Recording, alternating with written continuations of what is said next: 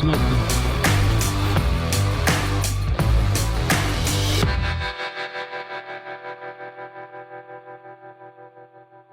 Kind of power, to have his voice Gasped, jumped up, and, you know, it was poetic, the artistic view of these things.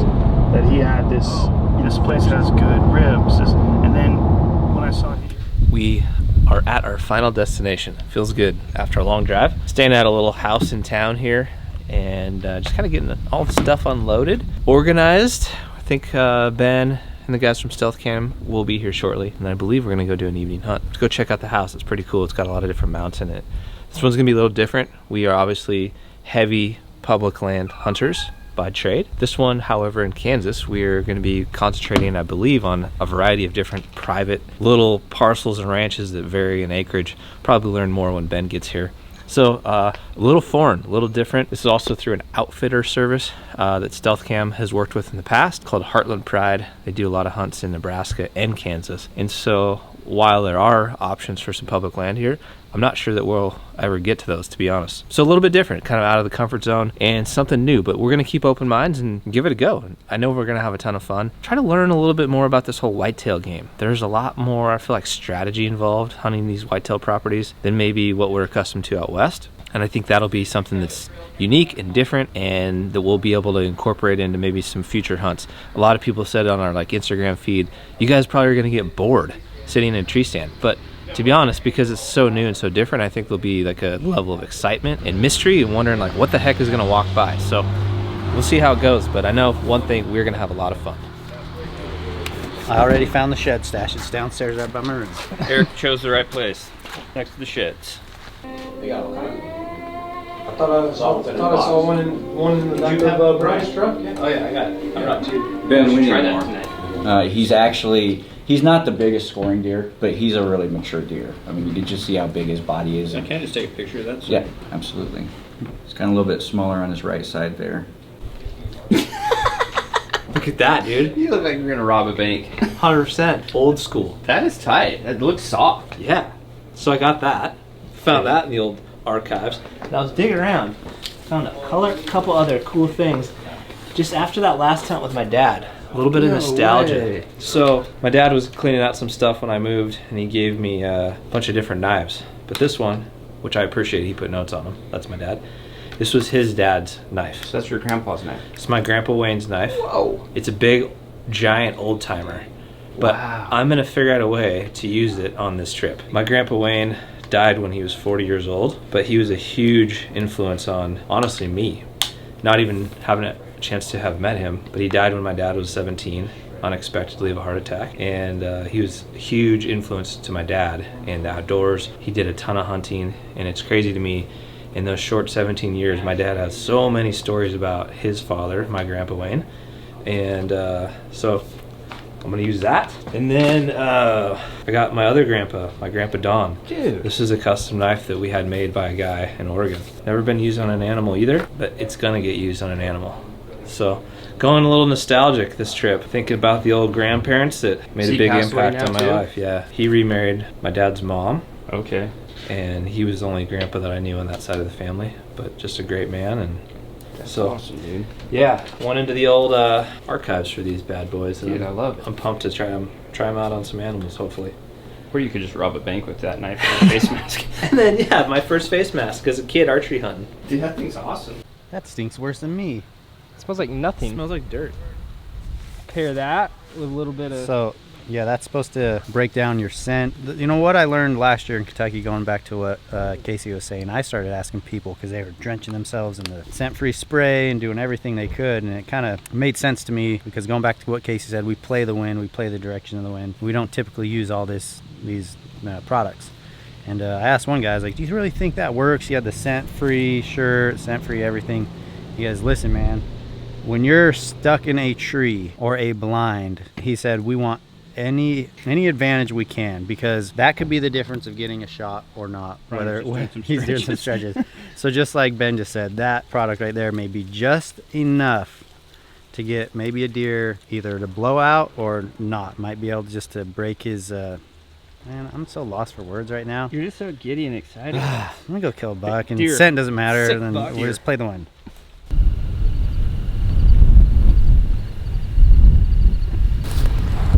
Well, guys, we're about to do this. I hope you guys stick with us throughout this adventure in Kansas. It's our really our first time getting into the whitetail woods. Can't tell you how excited we are. I am lucky enough to be a shooter today. Casey's behind the camera for team number 1, and we got a perfect wind. We're gonna go hike into our stand, give you a little bit of the lay of the land, and then cross our fingers and hope some deer come by. But this is all new to us, so we're gonna learn a lot. Maybe shoot a deer. It's go time, guys. First sit of the hunt. I'm pumped. Just got dropped off. We're gonna walk like 150 yards. Yep. And get into a ground blind. Sounds like on all the different properties they have a mixture of like box blinds, like elevated box blinds, ground blinds, and tree stands. And Logan and I are sitting the first night in a ground blind, which is cool. I love tree stand hunting. I love ground blind hunting. Doesn't matter to me, so let's sneak in there and check it out.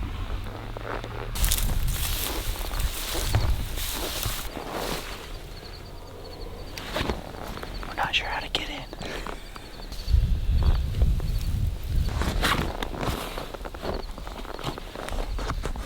This thing is tricky.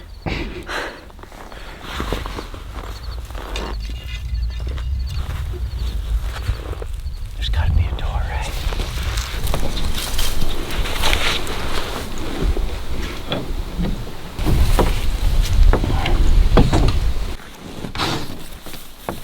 Well, welcome to deer camp.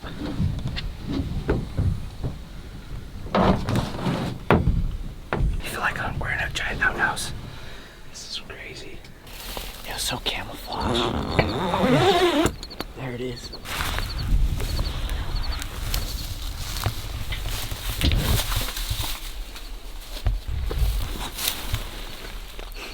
Still don't know what I'm doing.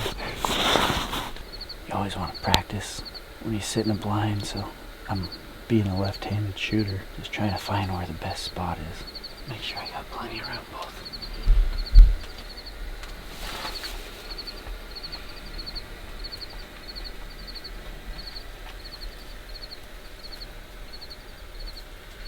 I feel like you can see pretty good from there.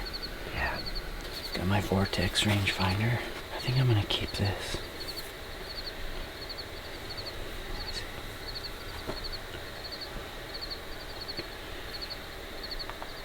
The corn pile is 31 yards, and he was kind of telling us how the corn pile it's kind of bringing them into a central location where the deer kind of socialize, especially pre-rut. The big bucks are starting to wander, and you're just hoping that they're checking these corn piles because it's a big concentration of deer. So yes, they do eat the corn, but there's plenty of corn around here, you know, with all the cornfields, but it kind of creates like a socializing area where a lot of the deer are concentrated. Big bucks start to roam and get a snack, check for does. But yeah, the corn's 31.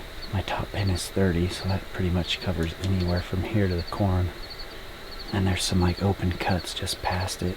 Like there's 50, there's a 48, 40. These little, I can see these deer coming in from these like really thick woods right here, kind of being tucked away. There's some branches and stuff. I'd be kind of nervous to shoot over there, but 45 yards, 40, 30 mixture. But I think this is what we're gonna do. We're gonna pretty much have my binoculars, which you don't necessarily need. It's not like we're gonna be glassing much past 50 yards, but it'd be cool to just watch some deer. I'm gonna have them right here to my right, just where I can reach down and get them. I'll probably sit with my bow right here in my lap, because if something comes in, it won't take me much movement just to pretty much be right here. Wait for a shot. I could shoot from the chair.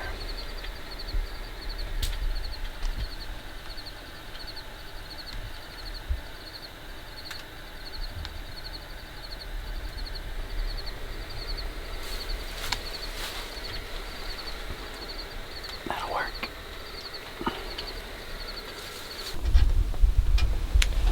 Well, we are officially in the stand, 3:30 p.m. on the nose. And again, this is very foreign. It's very different. Even trying to get set up, like, where are you going to sit, Casey? Where am I going to sit? Where are the deer going to even come from? But kind of what the rundown is. We've got like an open CRP field to our left. And that field kind of snakes around. To our right over here, we have a good little patch of trees. I got the corn pile, and then they got water, actually. And there's a bedding area directly across the open field right there. Supposedly that bedding area is where they expect the deer to kind of come into us this way. I don't know. We're going to kind of get situated here, figure out if we can actually get a bow pulled back without making too much noise. That's what we don't want to do. There's a deer here. So we're going to mess around with positioning. And then probably just start grunting them in, likely.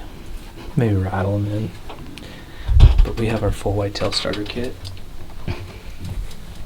You know, guys. I don't. Brian got the starter kit. My feet are hot. But it's going to be a good time. Going to be a good time. Just take them off, dude. Good. It's like an over-the-road trucker. They have like driving slippers. They take their shoes off and put their driving slippers on. You know what'd be clutch in here? Crocs.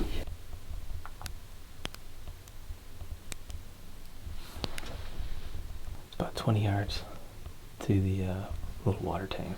32 yards to these two down trees I have over here. So there's my 30-yard ring.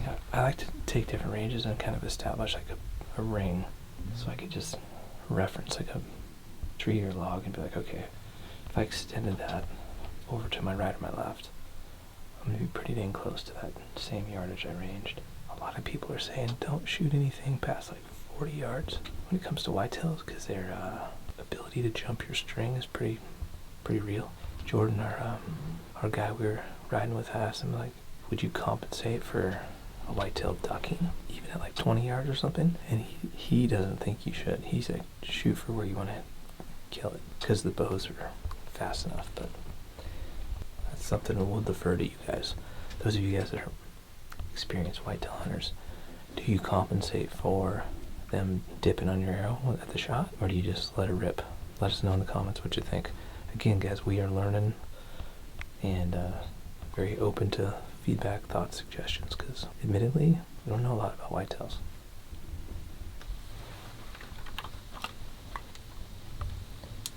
We decided that we're going to set up one of these 4K cameras just on the edge of the box blind right here.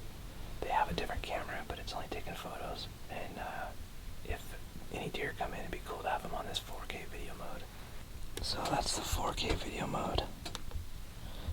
Video length is what I'm going to change. Just over 1.5 minutes per clip, which is going to take up a lot of space, but since we're here, we'll take the card when we need to. Audio is on, ready to rock.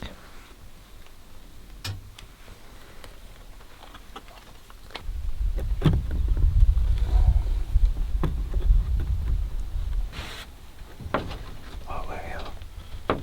What's a secret handshake? Oh, yeah. Guys, we're in a whitetail blind in the whitetail country with tags in our pockets and bows in our hands. Pretty freaking excited. I got really giddy when we showed up to the house. I'll call it a ranch house. It's not really, but and they started showing us pictures like we are going to be hunting those for the next 5-6 days. It's pretty neat. How neat is that?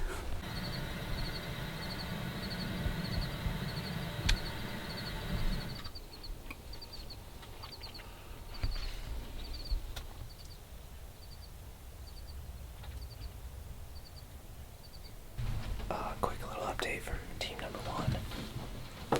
It's 5 p.m. No sign of life anywhere yet. My partner's bladder didn't hold up very well, so we might be breaking a cardinal rule, peeing at the blind. Thoughts on that? Anybody? Bad? Good? Doesn't matter. It was either that or fill up his Mountain Ops Nalgene bottle. Not ideal. I don't think it makes that big of a deal, but everybody might have a different opinion on that one. So Logan, when you're editing this portion of the video, you have to feel pretty good right now, because your brother's always ragging on you about a small child bladder, and now he's peeing after an hour and a half sit. You said you had to pee too. It went away. What he doesn't know is I filled up the mountain algae bottle. We're just sitting here waiting. All you whitetail hunters, I gotta tell you, I appreciate your patience. I appreciate the fact that you'll sit all day long, even when the weather conditions are cold and you're not comfortable and there's not much happening. That is, I think it's harder than some people might think. It's 6:32, so we got about 40 minutes of legal shooting light. I want to show you the buck I'm after. This is one of the big bucks that was here 2 nights ago, but he was here in the dark. 8-point frame, big eye guards, couple extras. Really cool cheater coming off his G2 on the left, but I'm kind of worried that some of these big bucks are nocturnal still, so we just gotta hope that they come out within legal shooting light, which right now is probably gonna be around 7:10, 7:15. So fingers crossed. We've got, like I said, we've got about 40 minutes, 45 minutes or so. The wind is picking up and it started to rain. Generally, I would say that's bad, from my experience. Hopefully they start moving down in this little creek bottom, because I doubt they're going to want to be out in the open in this wind. I'm kind of happy wearing a blind since it's raining outside. It's not too bad, but the blind is keeping the wind off us and the rain. So here we go. Come on. 40 minutes. Let's go.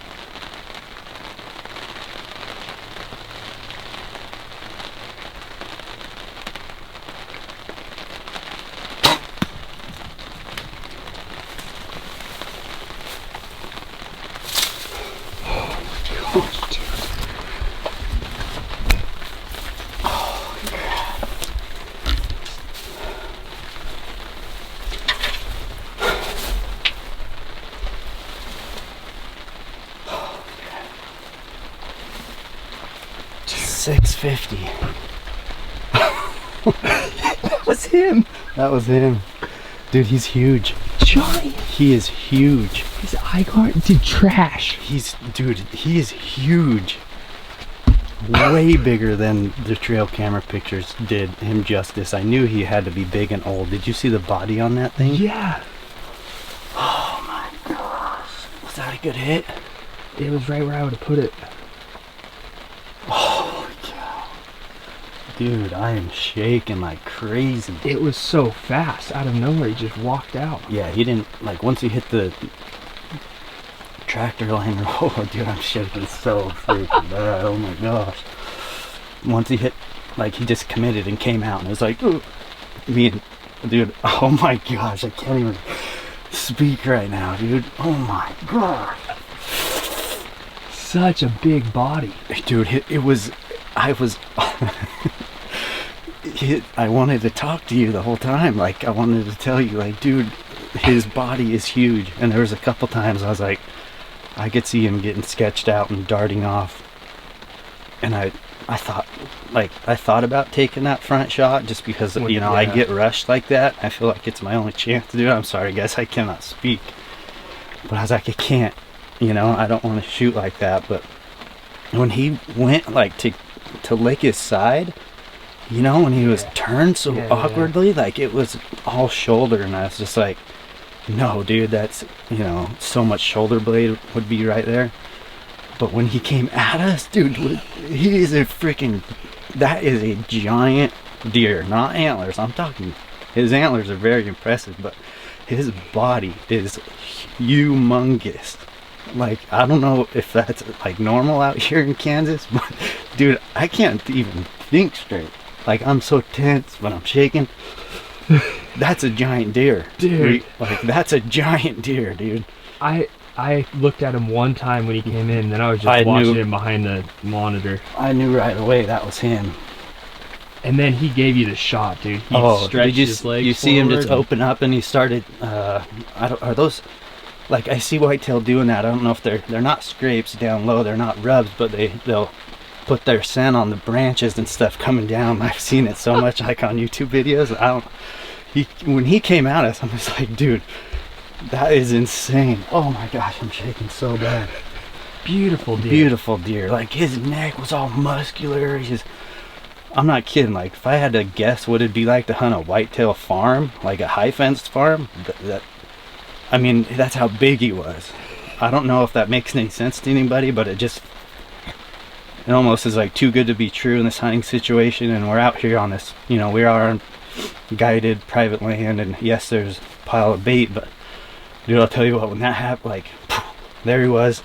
We've been looking at that picture I showed you guys on my phone.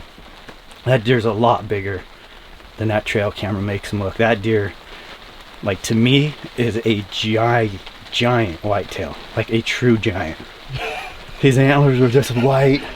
He came out right there on that little path, and the whole time he's just feeding right at us. Yeah, I was like 620 the first deer. That was a fail. When that went by, I was like, oh man.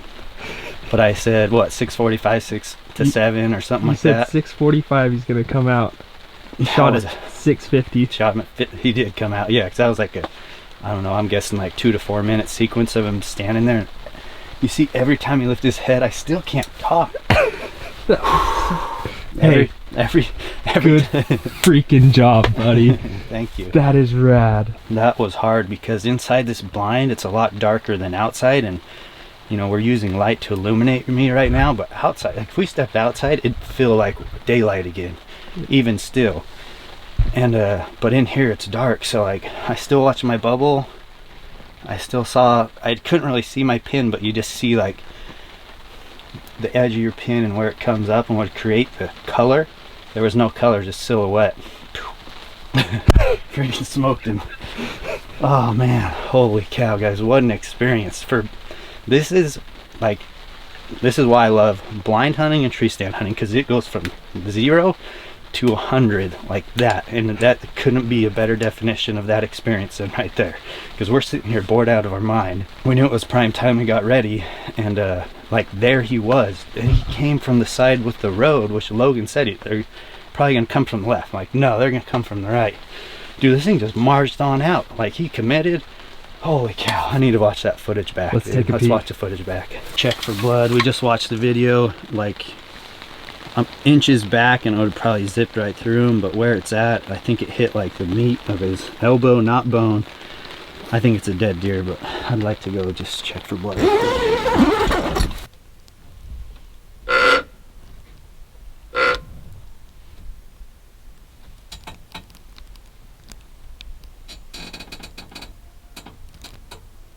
There's about 20 minutes left maybe of shooting light. We just saw our first buck.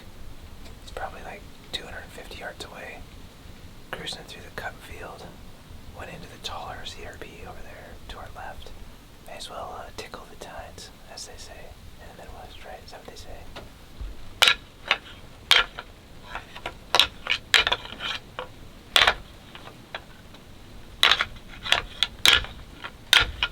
Dude, I just shot like my dream whitetail. Character, mass, extras, eye guards, this freaking frame that comes in and oh.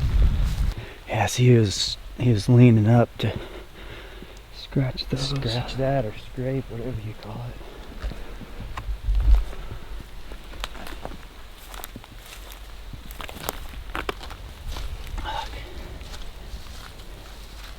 Dude, that penetrated deeper than I thought. Yeah, I think it went in, hit the other shoulder, and bounced out a little bit.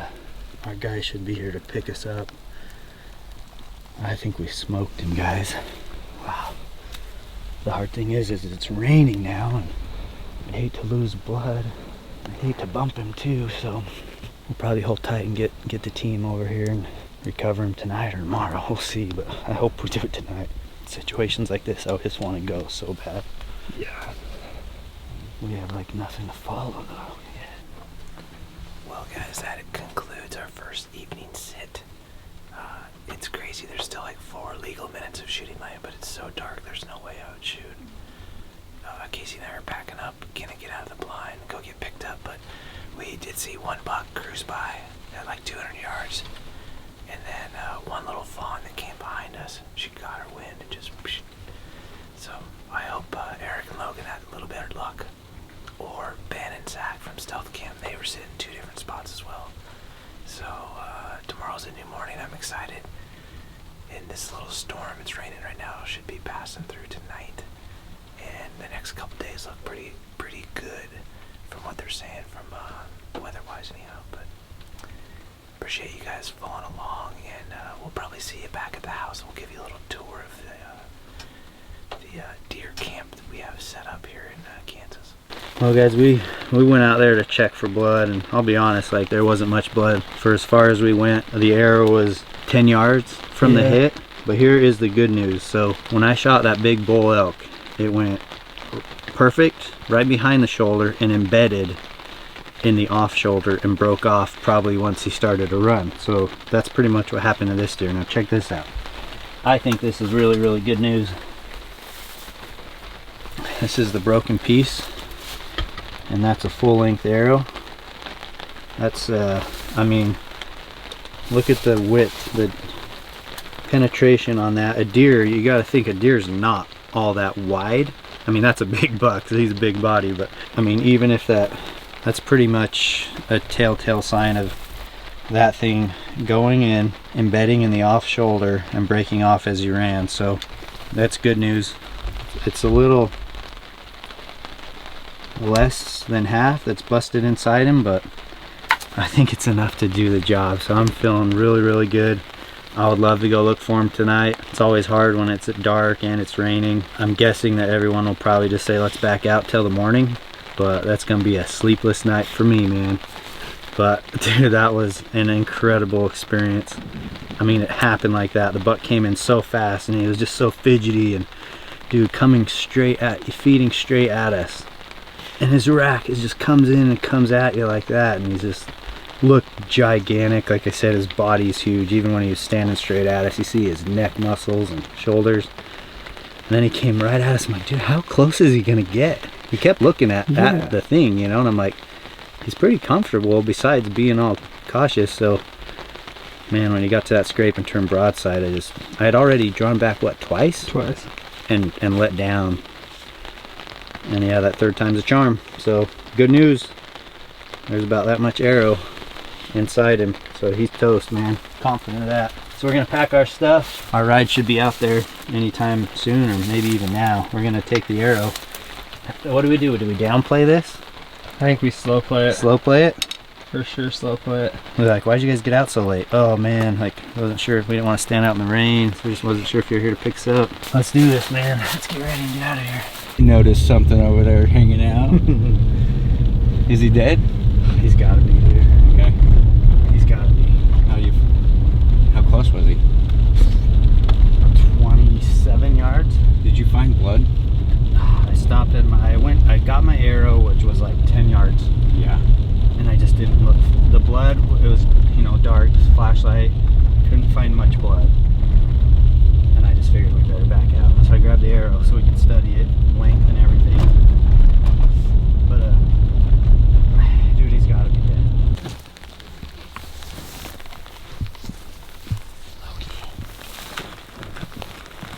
Come shine your light down here. I knew Eric was gonna kill a giant. It's been his year so far. 2 of the biggest bulls he's ever killed, biggest whitetail he's ever killed on the first day. I told him, I said, don't you want to just enjoy this hunt? He said, no, I just want to kill big deer. And he did. We have a bad situation. Looks like great shot, good penetration, but lots of rain. It's been raining, so if we watch any blood away, there might be, plus he might be dead in this really tall CRP, and we'll have to walk right on top of him to find him, but I have a good feeling we're going to have him. He's going to be in the back of this truck in 30 minutes.